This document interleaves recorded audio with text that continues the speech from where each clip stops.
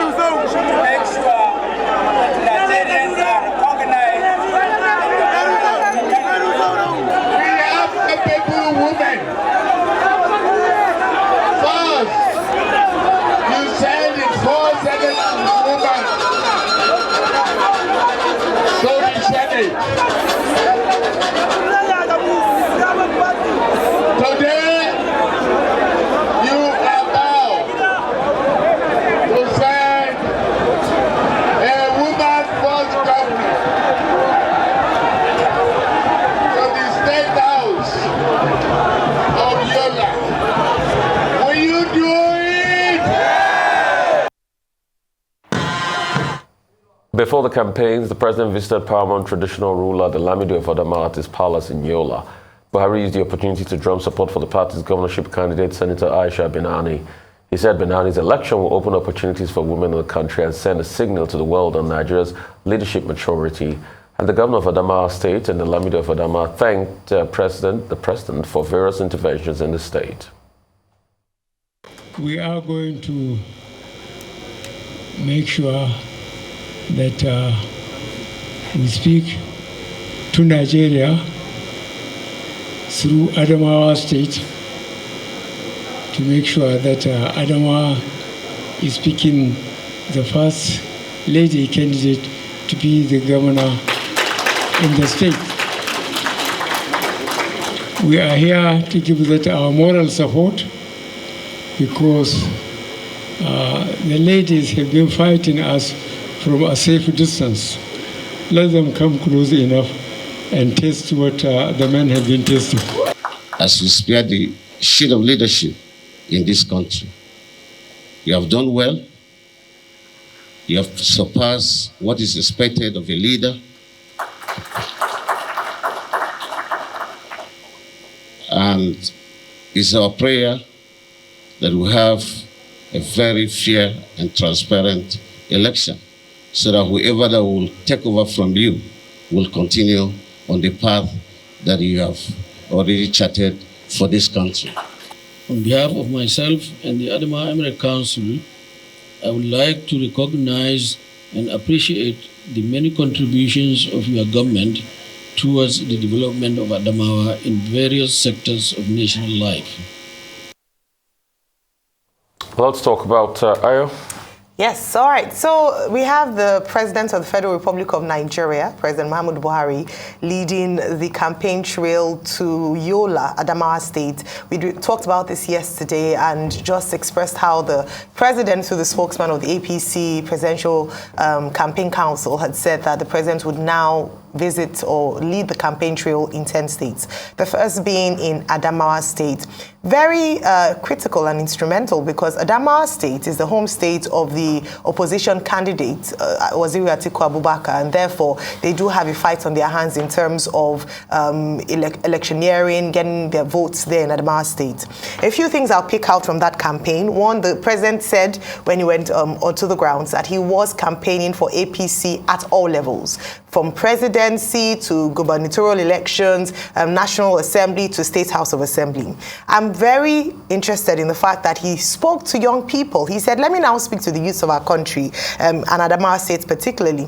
I want you to know that you mean so much to us. I'll leave the rest of the quote. Because in this election, we see that young people matter a lot, and I must give kudos to the campaign, to the campaign of Mr. Peter Obi, who has galvanized the youth in Nigeria, who are waking up to the realization that indeed the future of Nigeria belongs to them. It's no longer you're the future, you are the now. So I think that's very, very important to state that the president has spoken to the young people. INEC has released figures that youth make up of over 70% of the registered voters for this year's election. Very important thing to note. And then let me move away to another aspect that I feel almost overshadowed his campaign for the his presidential candidate, which is the candidature of the gubernatorial elections in Adamawa State. So APC in the state is fielding a woman, Senator Binani, Senator Aisha Dahiru Ahmed Binani, and that is quite exciting. Now, he spoke to the fact that it is important for women to not just watch from the sidelines, but come closer into, to government and begin to rule. He said, although women had participated in Nigeria's leadership from a distance, it was high time they came close and shared in the country's governance.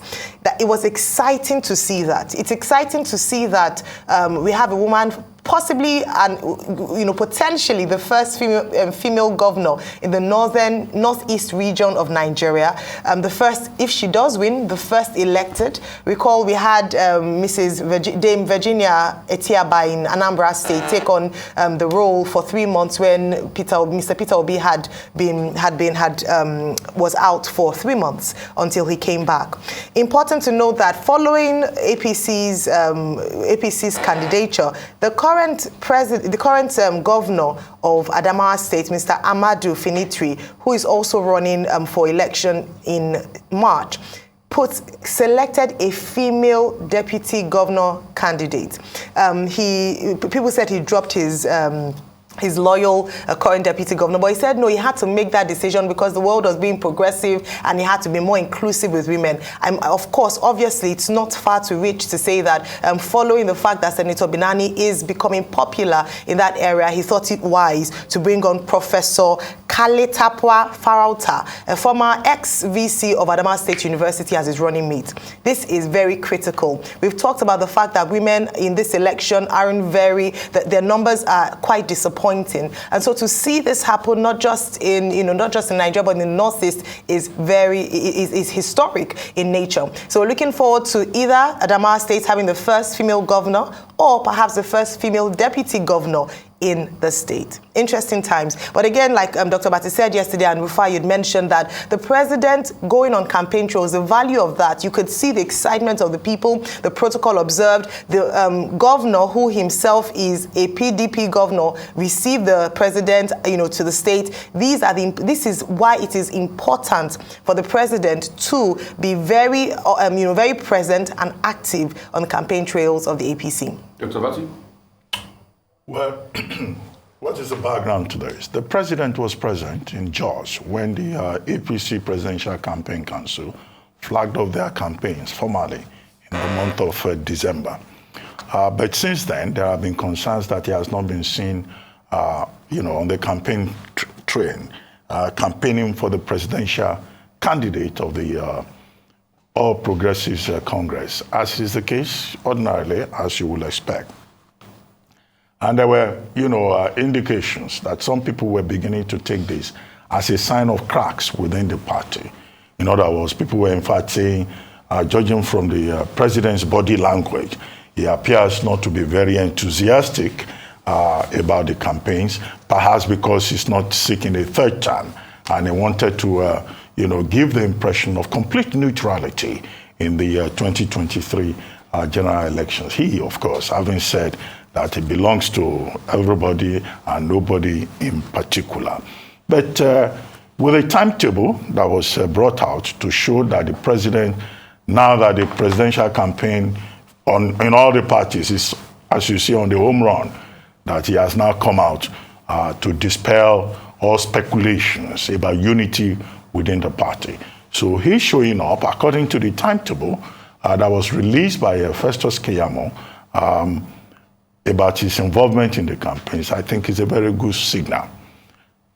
So it will reassure the party faithful, considering the fact also that in some parts of the north, some party faithful have been leaving for one reason or the other. So the president will help to solidify the base.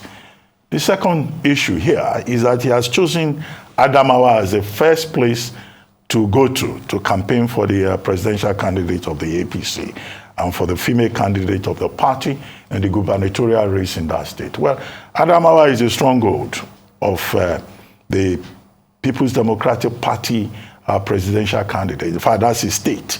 The sitting governor there, the incumbent governor, Governor Fintiri, is even considered to be a protege of the PDP presidential candidate. So it's a question of let's take the campaign to the home base of the PDP candidate. However, whatever unity they may have been able to project there, it's not as if the APC is completely united in Adamawa State. Adamawa State is also the state of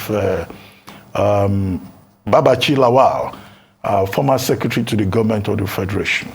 And he was one of those persons who said, Adamawa being a predominantly Christian state or significantly Christian state, will not accept a Muslim ticket. I'm not too sure that Babachi Lawal joined them there, at that campaign to receive the president. But of course, the party still has an obligation to keep rallying the base, to keep talking to both, the members that are on board and those that appear to disagree with certain choices that have been made. The third point here is the fact that the governor of the state, Governor Fintiri, received the president. Well, you may say it's out of a sense of duty, but at least he has to show respect for that office of the president. There will probably be some governors somewhere who will conveniently make themselves absent. But, in this particular case, that has not happened. Despite the fact that we were told that ahead of the visit by the president, there was some back and forth about venue, which venue should be used, which venue cannot be used. But the state government, going through the process of receiving the president, despite differences in terms of political affiliation, sends a strong signal that at certain levels, politicians must put partisanship aside and do what is right. Now, the president also raised the hand of Senator Aisha Binani. Well, a lot of people have been asking for the inclusion of women. Women in Nigeria represent about 49% of the population. Women constitute the majority of voters who turn out during every election. But we've not really had women at the commanding heights of political decision-making process. So it's good.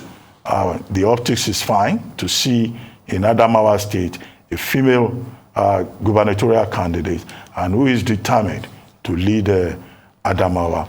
Will she be able to do it, given the peculiar nature of politics in that part of the country? That remains to be seen. But the optics looks really good. And if she wins, that will be a source of great delight to Nigerian women, particularly the various civil society groups that have been making a case for what they call Womanifesto and better representation of women in politics, not just at the state level, but at all levels, so that Nigeria too can, like Senegal or like Rwanda, talk about the inclusion of women and the non-marginalization of groups that may have been pushed to the periphery in the decision-making process in the country. What can the APC bank upon? They can bank upon the fact that President Muhammadu Buhari has very strong electoral appeal in both the Northwest and the Northeast. After all, since 2003, when he first showed interest in the in the presidential election, he had consistently received over 10 million votes from those two zones, the Northwest and the Northeast. Would his appearance now in support of APC candidates, will it translate into significant votes for the candidate. That again remains to be seen. But as a way of showing solidarity and unity within the party, he has sent out a very strong message. But at the end of the day, what the rest of us can hold on to is President Muhammadu Buhari's promise that he's committed to delivering credible elections, is committed to a free and fair electoral process, and that the Independent National Electoral Commission, under his watch, has the full support of the Nigerian state. That, at the end of the day, will be what all of us can hold on to as we go out during the elections to vote, to make an informed choice. I mean, one thing is certain, good day for APC yesterday. They came out guns blazing. They got, shall I use what they call their star boy in the Northeast and the Northwest, and in the North generally. President Muhammadu Buhari was on the campaign trail for them, and he did what he ought to do, you know, come out, campaign for them, stomp for them. Good crowd yesterday, good showing, everything in Yola was on point. But there were also some diversions and some back and forth. But let me say the good things.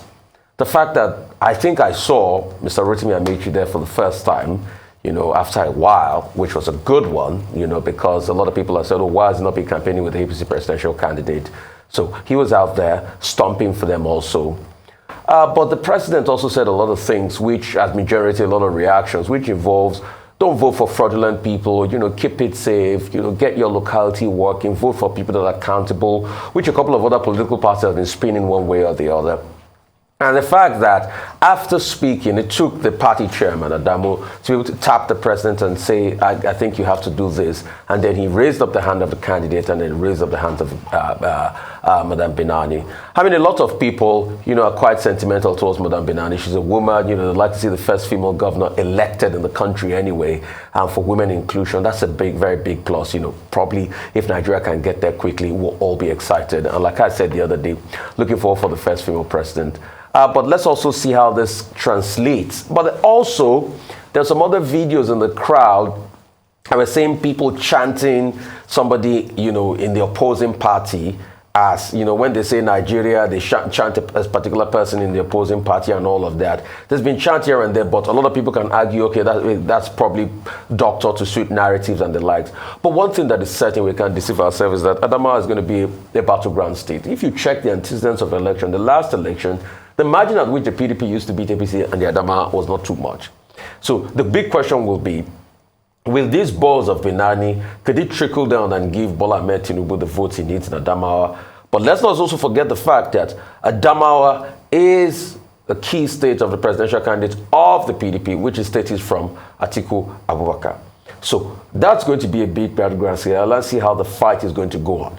But like I always say, most of the electoral fight will go down to the wires in what I call the Kardashian states, the KKK states, the three states, Kano, Katsina, and Kaduna. So those three states definitely will hold the ace. And anybody that wins those three states, knock on wood, you can get close to 3.5 to 4 million votes from those states. And normally when you check the benchmark, the winner of the presidential election is also always at a threshold of about 15 million. The last two election cycle, 2015, 2019, President Buhari won with a little over 15 million here and there. So it's always about the 15 million threshold. So if you get 4 out of the 15 million threshold, then it behoves on you to be able to look for the 11 million in other places. But a lot of people have argued that the dynamics might change, that a lot more people come out to vote and that threshold will be different. The last time anybody went over the 15 million threshold to win was probably Goodluck Jonathan in 2011, where he did well over the 20 million threshold. So let's see how it pans out. I'm happy that real politics has started. Let's see how this will pan out for the APC. But good showing yesterday. Give it to them. Thumbs up. Keep pushing. Moving on to the next story, the Independent National Electoral Commission has raised alarm over the rising security situation across the country and its impact on the 2023 elections.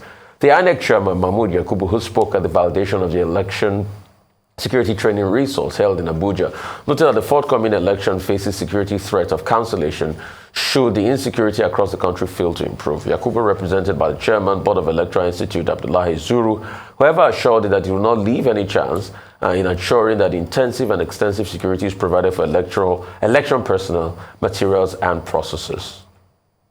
All right, a lot to talk about. We all know this. Yeah. Insecurity raging high. I'm glad that the INEC chairman, Professor Mahmood Yakubu, used the opportunity to reiterate and lay more emphasis on the importance of security as we approach the polls in a few weeks, in a matter of weeks. We've talked about this a number of times. We've mentioned the numbers, 50 attacks since 2019, unprecedented, hasn't happened like this, in terms of modern democracy, and that there must be a multi-stakeholder approach to tackling security.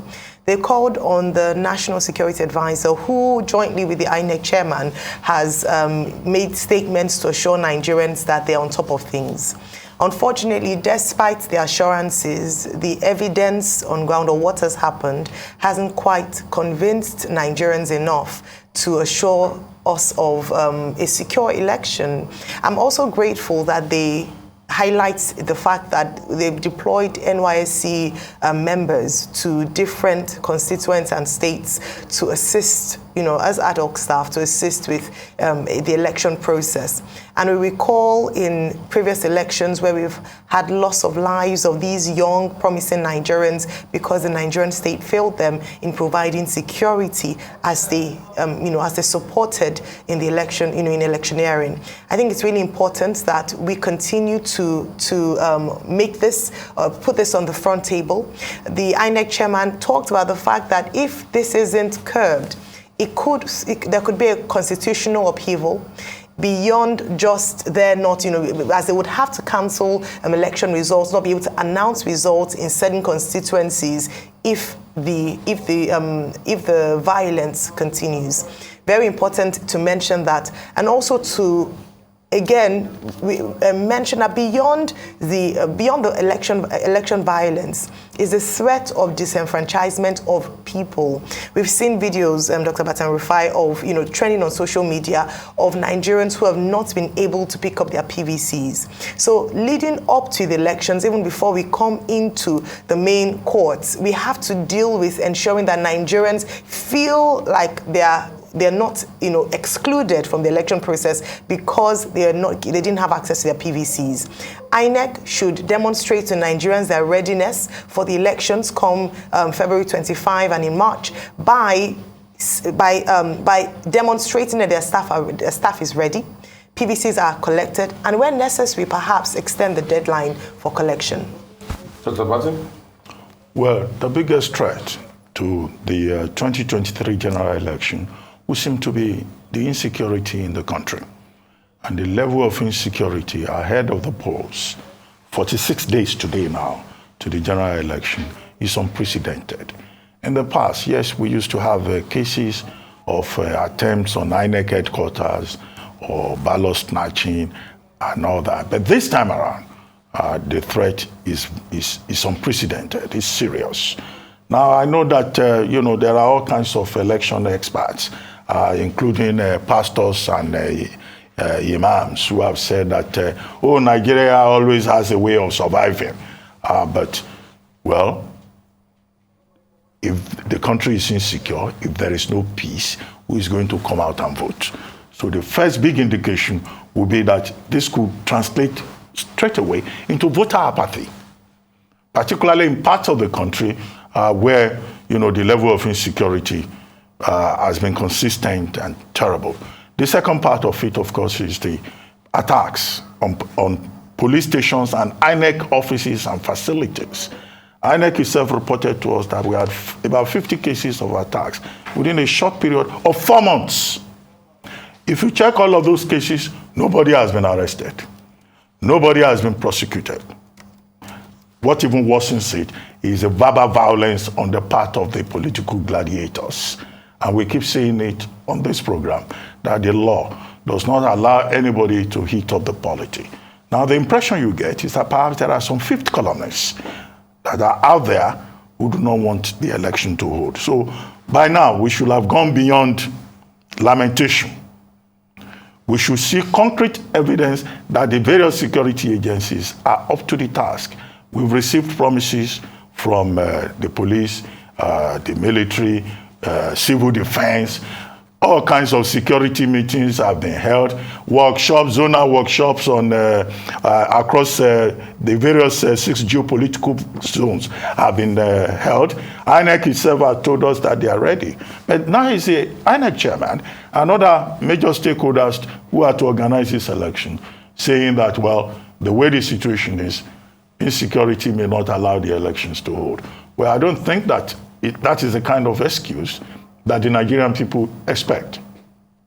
More so, as we have been told, that the president gave the security agencies a deadline of December to get on top of the game. And all the security agencies, they promised that they were up to the task.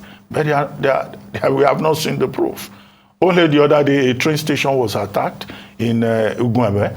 6 of the persons were told have been rescued. If you look at the profile of the persons who have been rescued, a 65-year-old man, a nursing mother and a child, 2 siblings of aged 2 and 5. I mean, that's how serious the matter is. So if you cannot guarantee the people's security, then of course they wouldn't want to come out. And with the spokespersons of these various political parties sounding like they are going to create a version of the war in Ukraine, in Nigeria because of election, then that should be a wake-up call for the security agencies to move from being reactive, assuring us after the fact, and telling us, oh, we will do bush combing, we will deploy resources.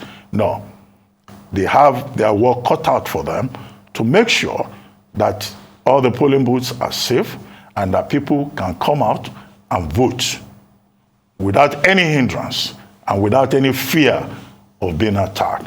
But a lot also depends on the political parties themselves. Political parties must understand that the country comes first. The country is more important than individual ambition. If there is peace, if there is no cancellation, if everything goes smoothly, that will be a big credit to the person of the president. It will be that he has made every effort to deploy every resource, every tool in the hands of the Nigerian state to ensure that smooth, peaceful transition. In all of this, the states must have the monopoly of violence. The states must be able to make more violence than any group of non-state actors that are trying to destroy or disrupt the elections. And that's why the buck stops with the states. The president is the head of states as we speak. So whatever will make this election work, the president must do. We can't keep having a repetition of incidents where people go ahead and disrupt, destroy INEC property, and the state cannot do anything about it. The state must stand tall and stop this assault on state organs. The Independent National Electoral Commission is an organ of states to be able to hold elections. And we must also remember that the state belongs to no one. It belongs to its people. And whoever is an elected representative is just a temporary position they are holding. The president is a temporary position. The custodians are temporary positions.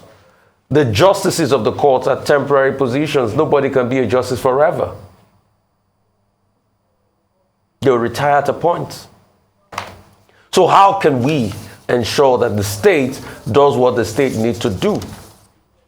And elections are fundamental for the running of the state. If elections don't happen, then the state cannot move forward and transit from one government to the other, which is the hallmark of the government the state practices, which is democracy.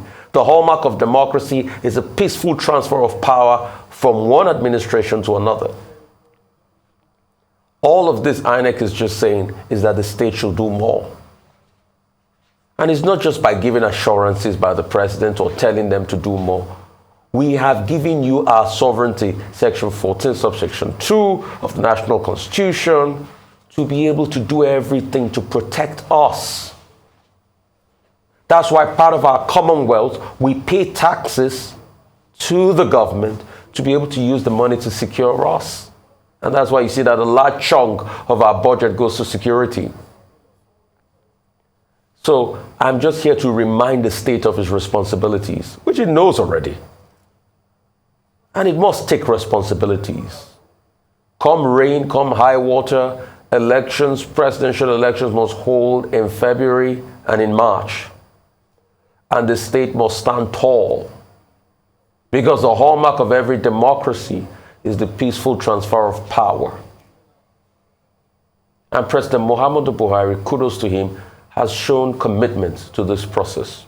He signed in the Electoral Act into law. He signed it into law. So please, in all of this, let us call on the states. And the buck stops with the president, because he is the president, the head of state as we speak. So the head of state must bring about leadership. If those in security authorities cannot do their work, it is best to change them if you can.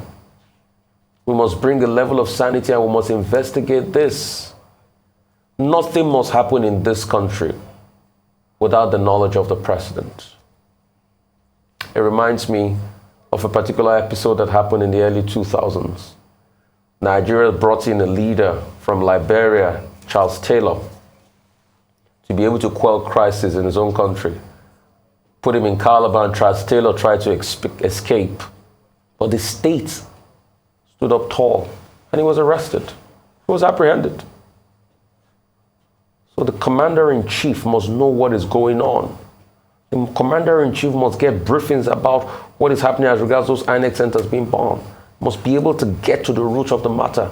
That's why it's the Commander-in-Chief of Armed Forces of the Federal Republic of Nigeria. No controversies. The states must have all the monopoly of violence and must make elections hold. Long live the Federal Republic of Nigeria.